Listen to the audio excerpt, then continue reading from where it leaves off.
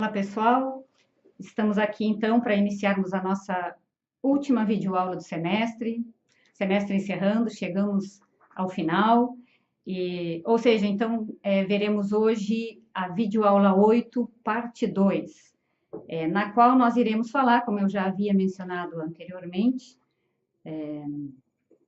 de um filósofo alemão chamado Jürgen Habermas, tá? O Habermas, ainda vivo, hoje com 89 anos, vive na Alemanha. Ele é um filósofo que insiste no comprometimento de uma teoria social. Uma teoria social orientada por uma praxis emancipatória. Habermas é considerado um dos mais importantes filósofos da atualidade. Ele é apresentado como responsável por uma nova condução da teoria crítica em direção ao pensamento democrático. Sua mais importante obra tem como título A Teoria da Ação Comunicativa, ATAC, 1 e 2, são 2 volumes, tá? Foi traduzida, uma boa tradução no Brasil, foi feita pela Martins Fontes, tá? Fica a dica. No entanto, o texto escolhido para a gente trabalhar hoje, para fazer a leitura e a interpretação, faz parte de uma outra obra do Habermas, que eu não sei se tem tradução no Brasil, em português, mas em espanhol é possível. Esta é a tradução em espanhol, e eu escolhi o capítulo 6, tá? O título, La inclusión del otro, tá? Estudos de teoria política. Então, eu escolhi o capítulo 6, tá? Intitulado A Luta pelo Reconhecimento no Estado Democrático de Direito. Veremos, então, nesse capítulo, o seguinte.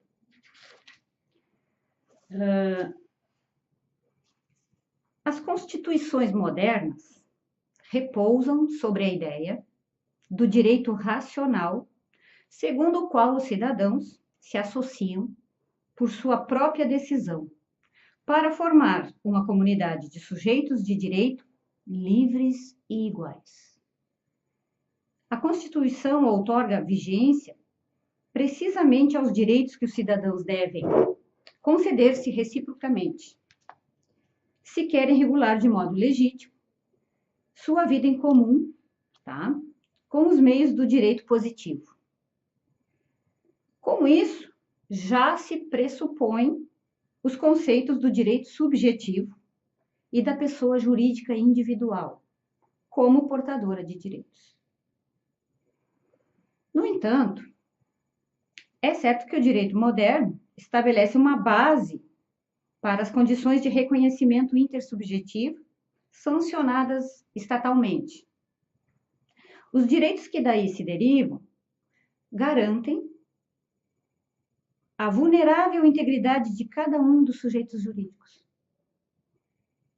Se trata, em última instância, da proteção das pessoas jurídicas individuais, mesmo quando a integridade do indivíduo dependa, no direito, não menos que na moral, da estrutura intacta das condições de reconhecimento recíproco.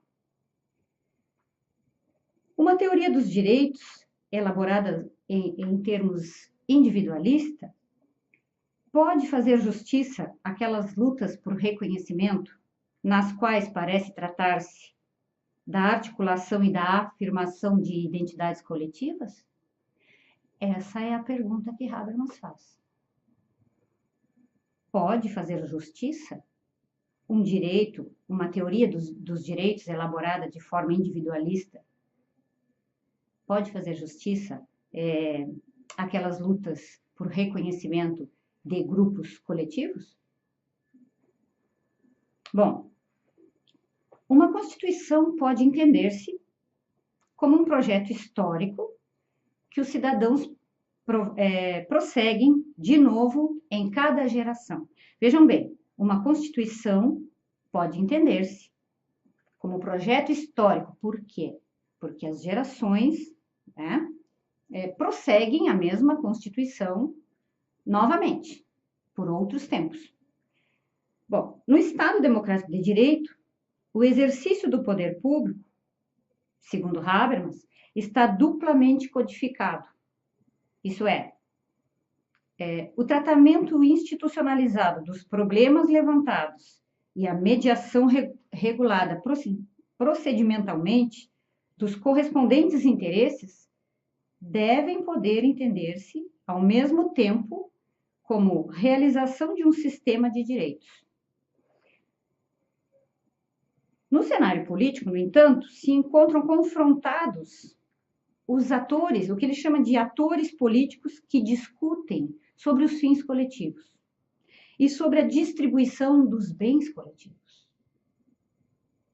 Somente diante dos tribunais e no discurso jurídico se põem diretamente em jogo os direitos individuais reclamáveis judicialmente. O que ele está querendo dizer? Que os direitos coletivos, somente mediante os tribunais,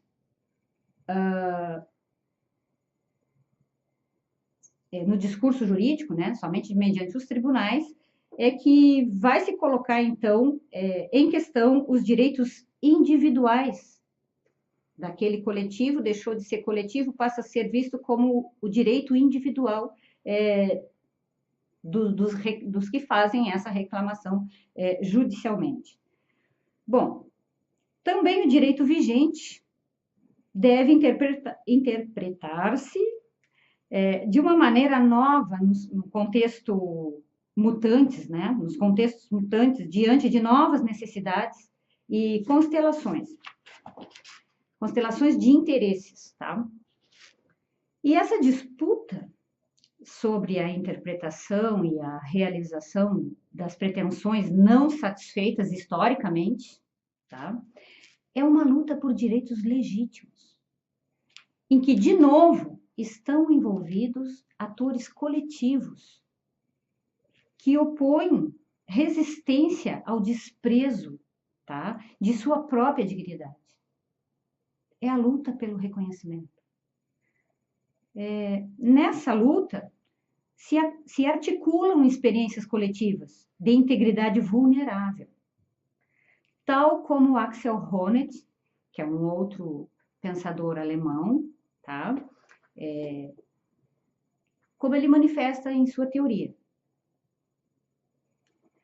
Podem harmonizar-se esses fenômenos com uma teoria individualista do direito? As conquistas políticas do liberalismo e da social-democracia, que resultaram, respectivamente, do movimento e da emancipação burguesa e do movimento dos trabalhadores europeus, sugerem uma proposta afirmativa. Ambos movimentos perseguiram, certamente, o objetivo de superar a privação de direitos de grupos infraprivilegiados e, com isso, a divisão da sociedade em classes sociais. Mas a luta contra a repressão dos coletivos, cuja as oportunidades de participar de maneira igualitária da vida social foram restringidas,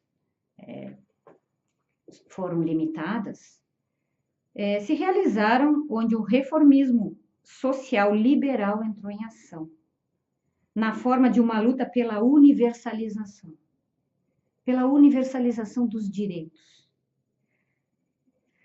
Bom, mediante os procedimentos próprios do Estado de Direito. Isso leva à falência o socialismo de Estado. Essa perspectiva tem ficado inclusa como a única possível.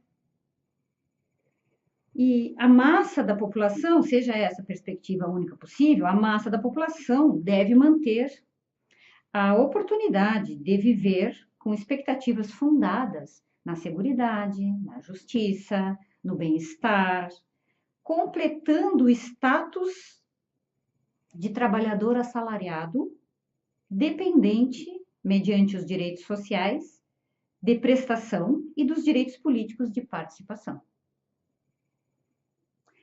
As desiguais condições sociais de vida e da sociedade capitalista devem ser compensadas por meio de uma distribuição mais justa dos bens coletivos.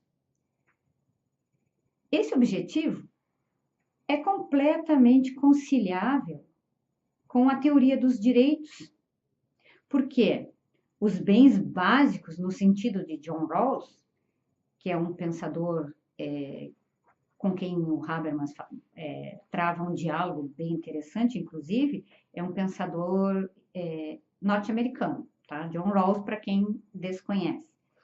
Então, nesse sentido da teoria do Rawls, os bens básicos ou bem podem ser distribuídos individualmente, como dinheiro, como tempo livre, como as prestações de serviços, são esses os exemplos que nós encontramos no capítulo 6 da inclusão do outro de Habermas, tá? Como também podem ser aproveitados individualmente, como a infraestrutura de transporte, saúde, educação, e por isso podem ser protegidos em forma de direitos individuais de prestação. À primeira vista, no entanto, essa questão parece diferenciar-se das questões apresentadas com as reclamações de reconhecimento das identidades coletivas e com as demandas de igualdade de direitos das formas de vidas culturais. Então, o que o Habermas está nos dizendo aqui? Que embora tenha toda uma teoria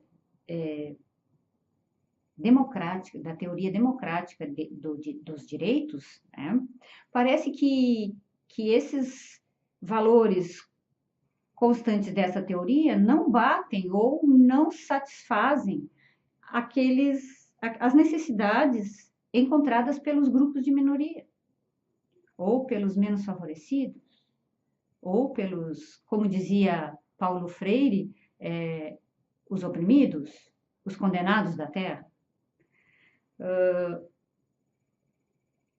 Então, em prol dessas reclamações, lutam hoje em dia as feministas, as minorias nas sociedades multiculturais, os povos que aspiram à independência nacional, como, por exemplo, Quebec, né? Ou aquelas regiões outrora colonizadas, que reclamam no cenário internacional a equiparação em dignidade de suas culturas. Bom, ou aquelas regiões outrora colonizadas, parece que nós brasileiros nos enquadramos, né, nesse conceito, que reclamam no cenário internacional, que aí eu não sei se é o nosso caso, né, a equiparação em dignidade de suas culturas. Mas esses grupos de minorias, no Brasil, por exemplo, posso citar os negros, os afrodescendentes, os indígenas, eles lutam pelo reconhecimento da sua dignidade cultural. É a luta pelo reconhecimento do outro. Isso é Honneth. Bom, é só um parêntese, tá, gente? Não exige o reconhecimento das formas de vida e tradições culturais, tá? Que estão marginalizadas, seja no contexto de uma cultura majoritária ou no da sociedade mundial, dominada pelo Atlântico Norte, ou de um modo eurocêntrico, que novamente parece que nós estamos inseridos, né? Ou dominados pelo Atlântico Norte, ou de um modo eurocêntrico, uma cultura eurocêntrica. E isso parece que dificulta bastante nós mesmos de alcançar esse tal reconhecimento do outro, de incluir o outro nessa cultura já fundada, já fundamentada, né, eurocentricamente. Voltando no texto, então, de um modo eurocêntrico, garantias de status e de supervivência. E, em qualquer caso, um tipo de direitos coletivos que fazem estalar em pedaços a nossa tradicional autocompreensão do Estado Democrático de Direito. Essa nossa compreensão do Estado Democrático de Direito está cortada na base, diz Habermas, ao padrão dos direitos visuais e que, nesse sentido, é liberal? Então, pessoal, eu busquei nesse capítulo 6 fazer a tradução desse fragmento, dessa parte do texto, tá? Para que a gente pudesse analisar, então, aqueles 4 pontos de interpretação, volto a frisar, né? Sempre, porque facilita a interpretação do texto e a compreensão, melhora a compreensão. Habermas não é um autor de fácil compreensão, ele é um autor bastante complexo, é um autor que estuda muitos outros autores para finalmente, geralmente no final da obra, é que ele vai colocar, então, a sua conclusão ou a sua análise, tá? Depois eu vou passar para os meninos do vídeo uma imagem melhor do Habermas, mas essa aqui é uma revista, tá? Mente e Cérebro, Filosofia, ela sempre aborda diversos filósofos, tem temas bem interessantes, e nesse número aqui, que já é um pouquinho antigo, né? Eles vêm com formação do indivíduo e socialização em Jürgen Habermas, tá? É só para vocês terem conhecimento, se alguém quiser buscar, tá? De mais fácil acesso. Talvez até pelo site a gente consiga. Eu não sei se no site é possível, mas vale a pena tentar, tá? Então, vamos lá. Na análise do texto, né, nós vamos buscar o problema central. Desculpa, começamos então pelo tema do capítulo 6 da inclusão do outro, de Habermas. Qual é o tema central de todo esse texto, de tudo que o Habermas está tentando nos mostrar? Seria, então, o papel do Estado Democrático de Direito, que Habermas está tentando mostrar que não está dando conta das necessidades de uma sociedade plural, de uma sociedade multicultural, como essa terminologia é usada nos Estados Unidos, multiculturalismo, é mais nesse sentido estadunidense, né? O papel do Estado Democrático de Direito. Porque não se está conseguindo as garantias que deveriam ter as pessoas, os grupos coletivos. E parece que essas garantias só se dão individualmente, segundo a gente pode perceber na leitura do texto, tá? Bom, e o problema central desse texto é muito claro.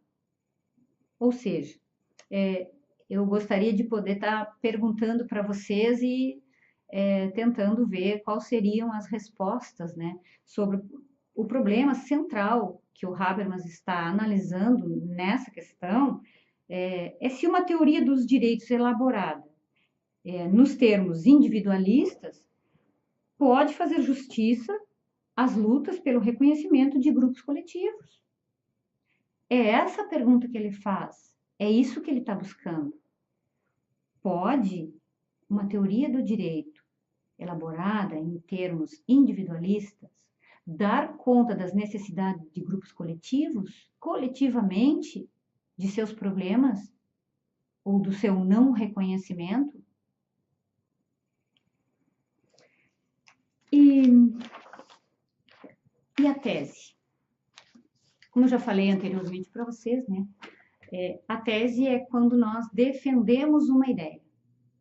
E a ideia que o Habermas está buscando nos mostrar aqui é que as desiguais condições sociais de vida da sociedade capitalista devem ser compensadas, nós lemos esse trecho, né?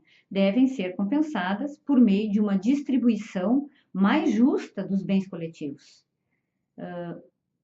Parece diferenciar-se das questões levantadas com as reclamações de reconhecimento das identidades coletivas e com as demandas de igualdade de direito das formas de vida culturais, tá? Dos grupos de minorias, como nós costumamos dizer. Visto que, se houvesse tal compatibilidade dos direitos garantidos pelo Estado Democrático de Direito, né, não haveria motivo para as lutas por reconhecimento. Se estão acontecendo lutas por reconhecimento de suas culturas, por exemplo, é porque o Estado Democrático de Direito não está dando conta de garantir tais. Entenderam?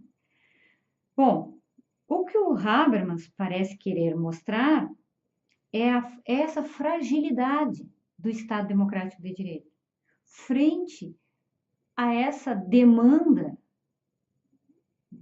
a essas lutas por reconhecimento dos grupos coletivos. A questão, volto a frisar, é se um Estado Democrático de Direito elaborado em termos individualistas pode dar conta das necessidades coletivas, dos grupos coletivos, sejam elas culturais ou não. Tá?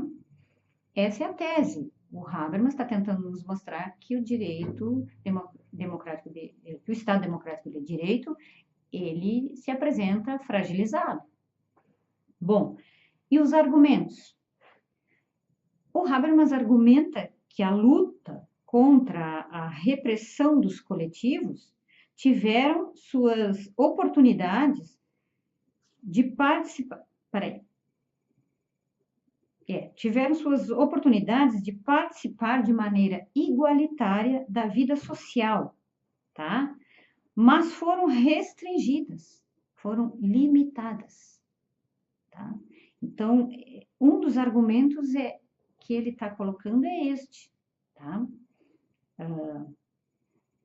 Os coletivos também devem ter essa oportunidade de participar de forma igualitária da vida social, tá?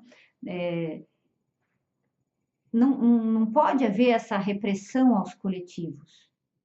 Eles também têm esse direito de participar da vida social de forma igualitária, saudável, e etc. Tá?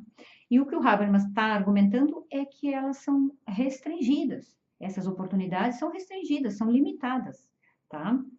E aí posso fazer o link novamente lá com a teoria do Paulo Freire, que a gente trabalhou na videoaula 8, parte 1, em que o Paulo Freire diz que esses oprimidos, no caso, esses grupos de minorias, precisam ter consciência de si, entender o seu próprio papel.